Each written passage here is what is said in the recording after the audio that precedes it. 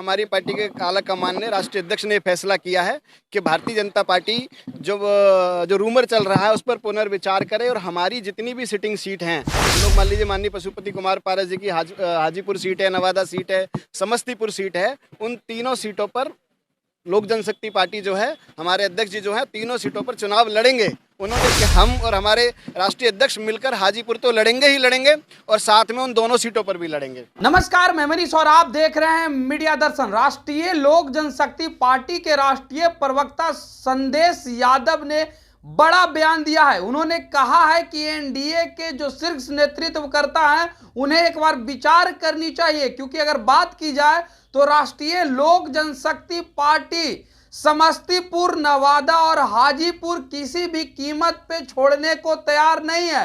क्योंकि अगर बात की जाए तो हाजीपुर सीट जो है हमारे राष्ट्रीय अध्यक्ष पशुपति पारस का संसदीय क्षेत्र है और किसी भी कीमत पर उसे नहीं छोड़ेंगे। सुनिए संदेश यादव ने क्या कुछ कहा है। उन्होंने अपनी पार्टी के सभी सांसदों से, सभी पदाधिकारियों से बैठकर और संसदीय बोर्ड के अध्यक्ष के साथ बैठकर ये पूरा तय किया कि हमें आगे की रणनीति पे क्या करना है।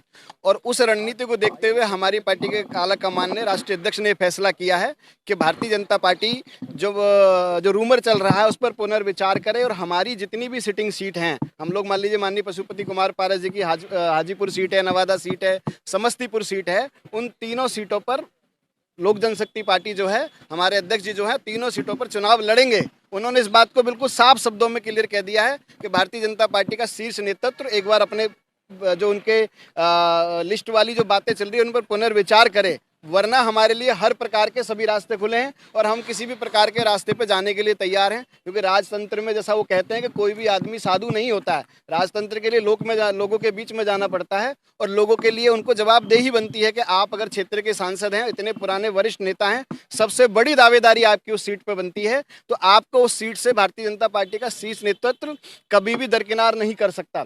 और वो उस बात को बिल्कुल क्लियर कर चुके हैं कि हम उन तीनों सीटों पर, हमारे जो सिटिंग सांसद जो आज पीसी में बैठे थे प्रेस कॉन्फ्रेंस में वार्ता के दौरान, वो तीनों सांसद वहां के वर्तमान के सिटिंग सांसद हैं। और हमारी पार्टी के नेता माननीय स्वर्गीय रामविलास पासवान जी ने अपने जीवित रहते हुए उनको उस सीट का उत्तराधिकारी बनाया था। तो वहां 5 सीटों की सूत्रों के हवाले से जो भी खबर बाजार में है उसका खंडन इसी प्रकार से किया जा सकता है कि हम और हमारे राष्ट्रीय अध्यक्ष मिलकर हाजीपुर तो लड़ेंगे ही लड़ेंगे और साथ में उन दोनों सीटों पर भी लड़ेंगे। तो आपने सुना, संदेश यादव सीधे तौर पे ये कहते हुए नजर आ रहे हैं कि हमारी पार्टी किसी भी कीमत पे हाजीपुर, समस्तीपुर और नवादा संसदीय क्षेत्र को नहीं छोड़ेगी, क्योंकि एनडीए को विचार करना चाहिए।